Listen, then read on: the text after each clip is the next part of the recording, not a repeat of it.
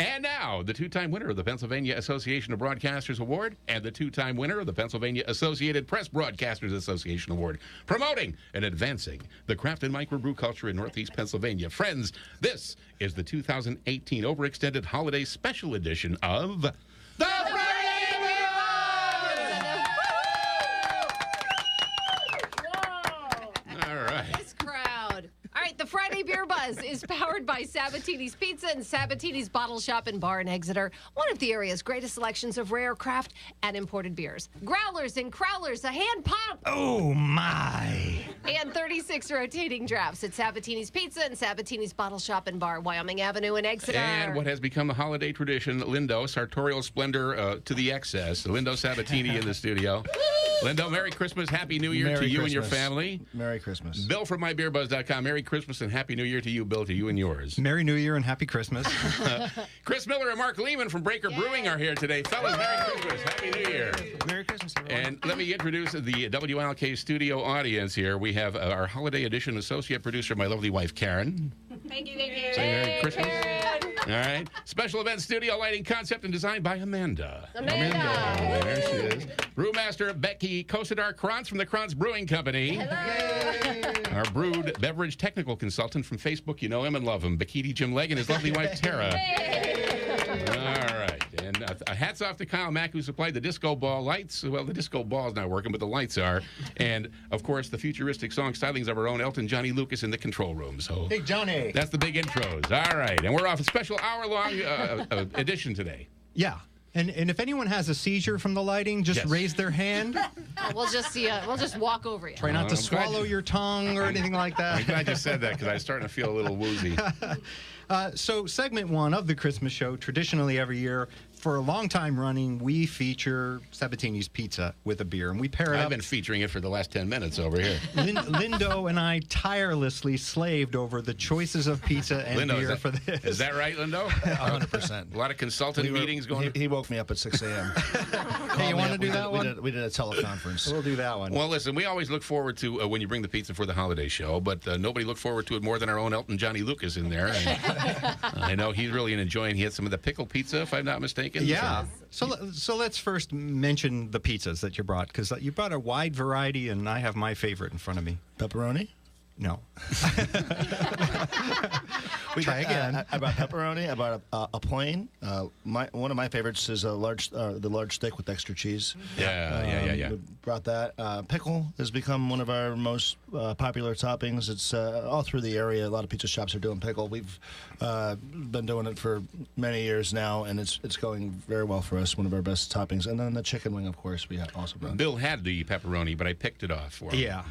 It's pepperoni free. Picked off the pizza. little slices. Your favorite is the pickle, right? Yeah, I love plain. The plain has just always been my favorite for years and years. But I love the pickle. There's just something about that acidic pickly thing. For us with the pickle, I mean, now the people are making all different kinds of pickle pizza with ranch dressing and all these different things on it. But for us, it was, well, as most good stories start, this one night we were all really drunk. We were sharing a salad over some water. We got back to the restaurant after the bar and ended up trying to deep fry pickles. It didn't work. And one of the guys was like, well, just put it on the pizza. That's easier. We know how to do that. So we did it. And then maybe a week later, I said, hey, make me a large pickle. I'm going to go through the dining room, went through and sampled it out. And then people started ordering it for some reason. And now we use, I don't know, 5 to 8 gallons of pickles a week. just on pizza. So it has that acidity to it. It's somewhere around 18 liters. I have no idea.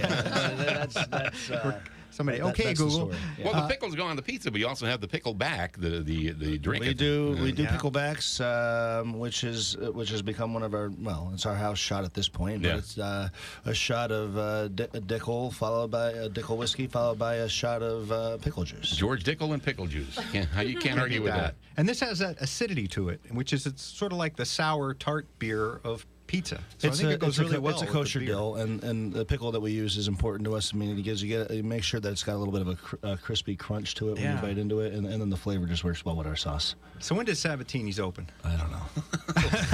I wasn't there. 1958. My grandparents opened it up in 1958. This is our 60th. Wow. Our 60th year in business. Congratulations. 60 years. It says it right there on the box. So every generation brings their own thing to Sabatini's.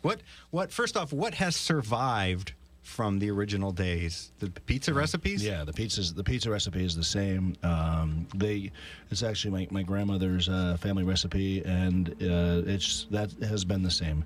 And I think the number of hours it takes to run the place has increased because our hours of operation have definitely increased. Right. I mean, we're open every single day.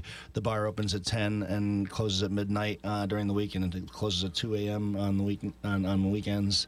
So my dad, for years, my dad would open at 3:30 every day. PM. 3:30 in the afternoon he would open, and he was gone at 10:30. So I don't do a 7-hour day anymore. That's changed.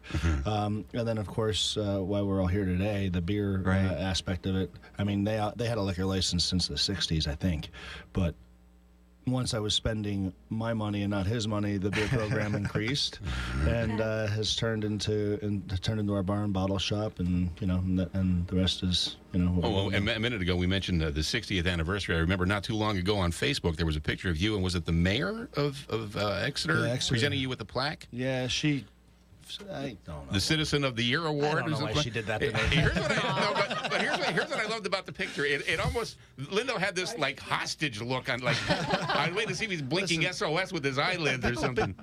The picture looks like I'm in pain. It really does. And the reason, I mean, like, because you're embarrassed. Well, I had to stand in front of people, and that wasn't just for the picture. They didn't tell me when the picture was going to be taken. She's up there talking about me for 5 or 8 minutes. So you're there and you're hearing all this stuff. And it's great though. That's congratulations. No, that's why the picture looked like she was tearing my toenails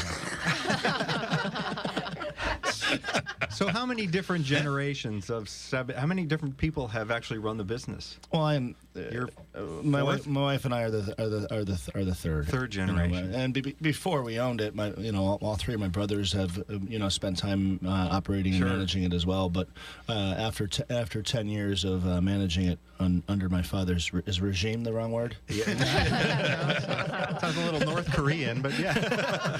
Under my father's regime. Now then we ended up having the opportunity to buy it off of him. Kim Jong Sabatini. Yeah. Which pizza is his favorite? He likes. My father is. He'll get a small pie, a little less cheese, with a little bit of anchovy. Well done. Anchovy. Nice. That's my dad. Once in a while, he'll go with onions instead of anchovy. 60 years. Congratulations. Yeah, that's outstanding, man. Nice hand. Thank you very much. Yeah. And I could not be happier You're going to make see him look tortured again. how it has turned out. Thank you. I really could not be happier. And I'd like to tell you we have a plaque for you, but we don't. Would you like I'll smile for the picture. We do have a beer. It comes to us from Dautigny's, Belgian. It comes from an underrated. In fact, we took 4 brains and 5 phones to try to calculate the size of the brewery. It comes to us from Duranc, and it is Père Noël. And it's sort of an underrated Christmas beer. It's wrapped in paper, so I gotta assume some people see that on the shelves and they say, "Hey, now this is the one I want to take home and give as a gift." It's a nice wrapping, and a lot of some Belgian breweries are doing it. But the main reason for the paper is it's a sensitive beer that light would affect. So to hide any light from hitting the bottle, they do wrap it. There are a few other breweries that do it, but as far as how it looks on the shelf, it looks fantastic. Yeah. But there's actually functionality behind the paper. And we were talking before we went on the air about how small of a brewery this is. I mean, these guys are a really tiny brewery, which is why it was hard to find information on them and why most people listening to this never heard of Duranc. Yeah. I mean, they are probably Breaker. We said they're around the same size as Breaker, a couple thousand miles away. So, it sounded big, 500,000 liters a year in 2015. So a couple years ago that they were doing that. But when you break it all down, it's a lot smaller than that. What was it? 4,000 barrels? ounce. I mean, if you break it up, if you turn it the other way to ounces, I mean, 1.5 million ounces sounds really large. It does, yeah. They're huge. It is a really neat beer.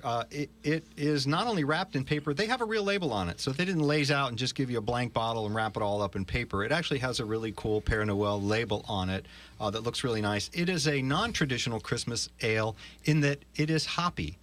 And it has a secret ingredient, and I would challenge anyone to taste it unless you know better. Taste it and tell me what the secret ingredient is. Say the secret ingredient, win $100. Hongo. Pepperoni? No, I believe it's pickles. Is it pickles?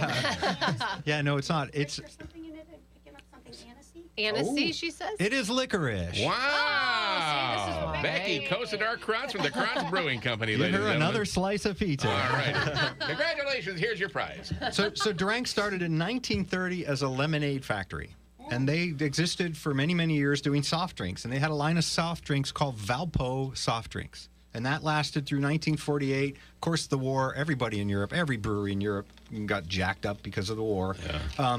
And they came back in 1981, they started brewing beer. So it was soft drinks up until then. 1981, they started brewing beer. In 1989, they dropped lemonade because the beer was so successful. And the name refers to the hops. They call the mechanism that they grow their hops on the rank. So the name of the brewery refers to the mechanism that they use to support their hops. I'm still stuck on Valpo. Yeah, Valpo. Valpo, well, to me, when you said it, I had the dog food reference in my mind. I'm like, that lemonade couldn't have worked. I thought you were thinking basketball, like Valparaiso was like a basketball that's team. not me either.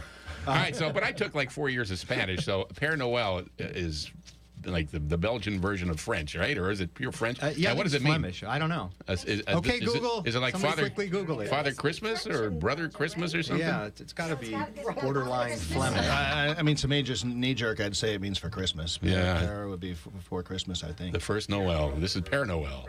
Make up your own translation for it. It could be anything. Take a crack at it before you try some, and then after you finish the bottle. The try beer it is again. 7% ABV, 50 IBU, and that's what sort of makes it non-traditional. It's a really hoppy beer. You know, very much like Sierra Nevada Celebration, one of our favorite Christmas beers, because it has that hoppy bite to it. Most Christmas ales are sort of a Belgian candy sugar, a little bit on the sweet, dark fruit kind of side. But this one, 7%, 50 IBU. It's a really, really hoppy beer. It's delicious. It really is very good. And obviously, we can swing by the bottle shop. And Yep, we do have it available right now in 750 and 33, both sizes. Outstanding. Well, listen, we have to take a fast break here and pass some pizza around. Yeah. And then we'll return with part 2 of the 2018 Overextended Holiday Special Edition of the Friday Beer Buzz in just a minute.